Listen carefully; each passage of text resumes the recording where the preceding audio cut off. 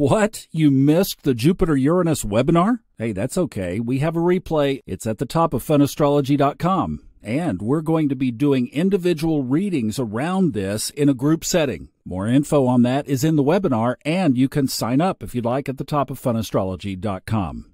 Welcome to the Old Soul, New Soul Astrology Podcast. You know, Robert and I both have this affinity, a love, a passion for horary astrology, and just the mystery, the mystique that you can take a question, drop it in front of an astrologer, be in two different parts of the country, and that astrologer takes the question, and when he or she is ready, presents it to the sky, and you get an answer that gives you direction in what you're asking about, is just an absolutely phenomenal part of astrology that probably is not utilized enough, and it also could risk being overutilized.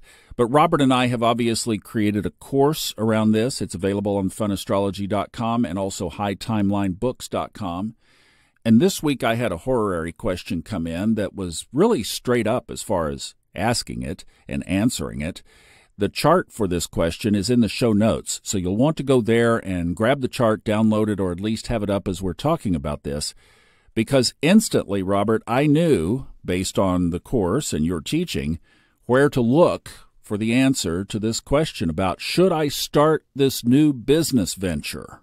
Exactly, Thomas. The fifth house is speculative ventures. So you look to the ruler of the fifth, which in this case is Mars, because the sign of Scorpio is on the fifth. And in horary astrology, you always start with the Chaldean ruler, the ancient ruler, which was Mars, before we discovered Pluto. So you now take the opposite house to determine the immediate outcome of the question. The opposite sign from Scorpio is Taurus, and that's ruled by Venus. The next step is to see what aspect in this horary chart do Mars and Venus make. They make a conjunction. That's a yes answer, straight up. You could stop there. Say absolutely. Invest your time, your energy, your money into this new venture. But you get more information. You've got not only Mars and Venus and Taurus are the money sign, so is Scorpio. Mars and Venus are in Pisces, but so is Saturn, and so is Neptune, and so is the midheavens. So this suddenly becomes a potential big moneymaker for this question, for this enterprise. The ninth house has to do with mass marketing. So that's another factor in here. And it's also in the judgment chart, which begins at the fifth house. That Mars-Venus conjunction is in the fifth from the fifth. So this is something that this person loves to do. And her love of this enterprise is what will fuel it. And in fact, it may even have to do with love and romance on some level or another. But it's a very favorable enterprise, and it's a great time to start. And you can go even further. Symbolically, how long does that Mars-Venus conjunction take? It's in a mutable sign, and in relationship to the fifth house, it's in a succedent house. So you can think it's the conjunction is the yes answer. It's in a mutable sign, so cardinal, fixed, and mutable. You've got days, weeks, months, years. This enterprise could last as long as 18 years, which encourages her to think very long term about this. Plan on being in this business or this enterprise for 18 years and constantly refining it and developing it and perfecting it and expanding on it. But to think long range, this is not some little short-term enterprise. This has implications for her future going forward for 18 years, and to think that way. You know, one thing I need to clarify, about 8 or 9 times out of 10, a question like this would come in from a female, her. This one happened to be from one of our male listeners, which I was thrilled. I always enjoy getting those. And you know what? Guys ask a lot of horary questions. They do. I'm glad to hear it because, of course, probably 80% of astrologers' business is women. Men, I don't know why. But the men who do use astrology are often very successful, and they're very good at it. So I'm glad to hear this is another gentleman out there. And the other thing about this horary chart is the idea of partnerships. It definitely deals with the public. this business. But the idea of perhaps bringing in other people, this could be something that he might even think about franchising down the line. If it's let's say an educational course or a program for success or something like that, then he could actually develop franchises, associates who would buy the program from him and go out on their own and turn the same program into their own business. It's that sort of multi-level marketing, if you will. So that could be another factor here. My ears always go up when the fifth house is mentioned. Why? Because I've got 3 planets on the same degree in the fifth house. So it's like my whole chart focuses on this conversation. Other than that's just where it goes, why is the fifth house relative to speculative ventures like this was? A new business that he wanted to know if this was the good time to launch. The answer was yes. But why is speculative new ventures in the fifth? The fifth house, as everybody knows, rules children. It basically rules the projection of self, the first house, into the future. The first house is the present self, the present life. The fifth house rules children, both literal children and figurative children. It's in the fifth house that we project ourselves into the future by carrying on our genes. We also carry on ourselves through creative children, through figurative children, and it rules speculation of every kind. It also rules education, the fifth house, which people forget. So it's very much about pleasure, it's about love, it's about romance, but it's also about the projection of self into the future creatively. So this idea, for example, is all about the future for this man, and in terms of his own life, it is the house of children. So if you can think of the fifth house as, just go back to the basics, the projection of self into the future. It's also the house of what we love. So the old adage, follow your bliss. Look to the fifth house to begin to read your bliss, what turns you on naturally, what excites you, what you love. The sign on the fifth, the planet that rules that sign, where that planet is, the sign that planet is in. You get a ton of information about, I have lived my life. And I'm not joking. I have Taurus on the fifth.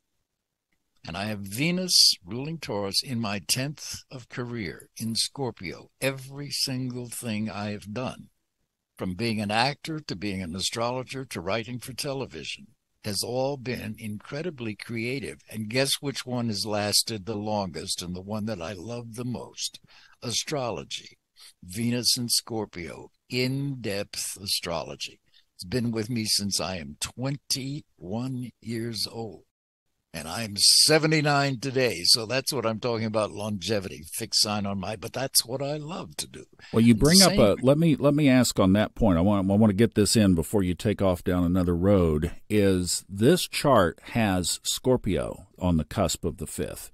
And I know we've talked about this in the podcast, and you've mentioned this in other areas, that sometimes when Scorpio is involved in the fifth house, that there could be something affecting the children, even around, and this is a word that people don't like to hear, but it is in the chart, and we have to acknowledge it, even death in some kind of way, either literally or figuratively.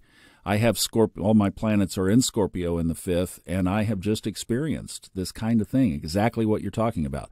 How does that tie into a horary question like this? Well, you're absolutely right. When you say death, you have to immediately say rebirth, because that is Scorpio's symbol. They happen simultaneously. So it's a death and rebirth aspect. Usually it's figurative, not a literal death. You haven't lost any literal children, but you've been through a crisis with children and family and so on. And it is a death and rebirth experience. It can be very painful, but it's also growth producing. You come out of it a new person, transformed, which is that old cliche that we associate with Scorpio. The word transformation can be so general and non-specific, but it's quite real. You cannot go back from Scorpio. Things that end, but you are changed because of the figurative death in a strange way. Family crises, like the ones you've been through, I've been through them too with Venus and Scorpio in my chart. They free you to grow up to outgrow what might have been holding you back. And in cases like literal children, you love them. They're your flesh. But when relationships end with those people, they end, and there's no going back. And in an odd way, the energy that was taken up in those relationships is now freed to be poured into something new. You are transformed. And you know, Thomas, the energy that was formerly invested in the children and the family relationships, which had now come to a crisis, all of that energy that was formerly focused there is now in the fifth house, free for you to devote to your own metaphysical, scorpionic business enterprises. So these become your new children, and they will absorb and benefit from all of the focus and love and dedication and energy that you formerly gave to your literal children and your literal family. You know, this is interesting with this, back to this horary chart, because here our listener was asking about, is this a good time to launch this, as I look back at his email, an educational product, a niche educational product that you're saying could have a 2-decade run, basically. Well, it seems to me like that he could be looking for a way to help with that transition or that transformation for his clients. His clients are wanting to transition into a new dynamic. A lot of this new stuff that we're talking about right now, even as we're recording this live in the spring of 2024, a lot going on in the chart. Well, here's an opportunity, and maybe this speaks to that another piece that he should be looking for in this is that transformational angle. Yes, and another factor here is that all of these conjunctions in Pisces take place in the 9th house of the original chart, which is an educational and teaching house. They're all in mutable sign. Pisces, a mutable sign. So we're talking about books, programs, lectures, traveling, speaking. All of those things are ruled by the 9th house. Publishing, podcasts, YouTube channels, video, audio, film, even distribution. There's a wealth of media platforms that he can explore through this new business enterprise. And I could easily see where this could expand and go international. Pisces rules international. So does Neptune.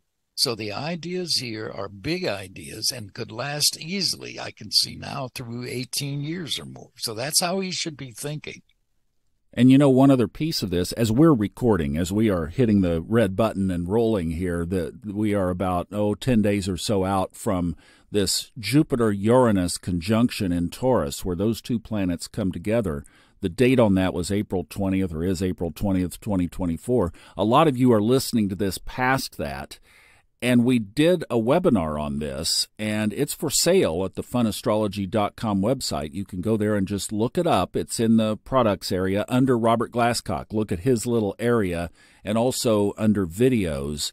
There are 2 categories that you can search for it, but it's the Jupiter-Uranus conjunction 2024 video, and you can see. But I'm thinking, as you've been talking about in that webinar, planting new seeds that grow, that we're talking about a perfect opportunity, because Jupiter has not quite yet gotten to Uranus at the time of this reading, which to me seems like it would make it even more powerful.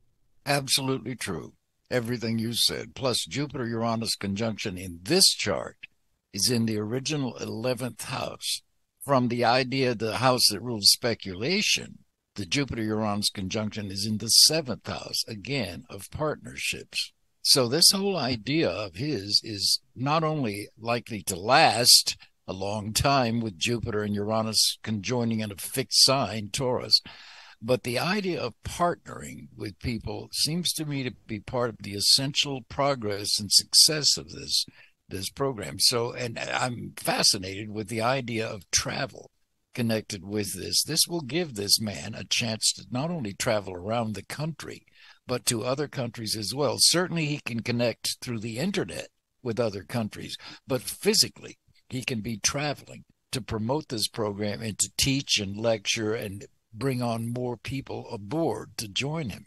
You know, there's one other thing I saw in this when I was putting my notes together on it, was the opposite sign from the original point of the question. So the question is ruled by the 5th house. So that means we look over to the 11th house, which is ruled by Taurus, as the immediate outcome.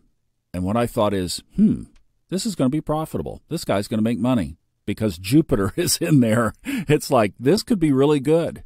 Not only that, but Taurus and Scorpio are the money sign. Scorpio is other people's money. Taurus is your money. And Taurus is ruled by Venus, which is where we get this great conjunction in answer to the question, the Mars-Venus conjunction. So and in fact, it may partially involve teaching other people how to make money through their own imaginations and their own ideas and their own enterprises. And there's also a very spiritual and metaphysical component to this because of the Pisces and the 9th house emphasis in this chart. So I love this for him. If it has anything to do with education and teaching and everything that goes along with that, books, materials, videos, audios, podcasts, all of that. And the Jupiter-Uranus conjunction in the original chart here in the 11th also rules groups of people, big groups. And yes, you're right. This is absolutely a good money-making project for not only him, but for everybody who joins this program. You know, something I want to just tell everybody, Robert, is that when I met you for the first time, I did, of course, online, not in person. When we met online many years ago now, that I didn't know squat about any of this kind of reading. And you have taught me and mentored me, and I've just been listening and taking a lot of good notes. I transcribed everything this guy said because I realized the value of this level of teaching.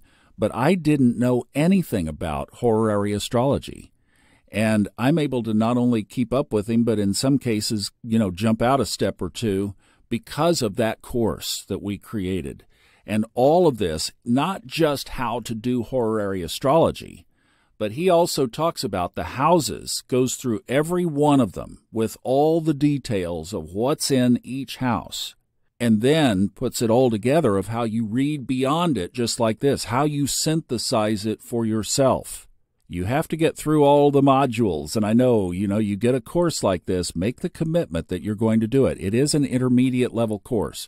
You want to have a basis or a basic level understanding of astrology. And then from there, this course by itself will catapult you into a whole nother level that you just can't even imagine what it will do for you. It has for me personal testimonial and, shows up at times like this. So that's at the funastrology.com right there on the homepage. It's very visible. Just scroll down a little bit and there's the horary course. We'd love to have you take a look at that. All right. Thank you so much for this great question. And you got a lot more than you thought you would get from the reading. And Robert, thank you for that great answer. We'll see you next time on the Old Soul, New Soul Astrology Podcast with Robert Glasscock.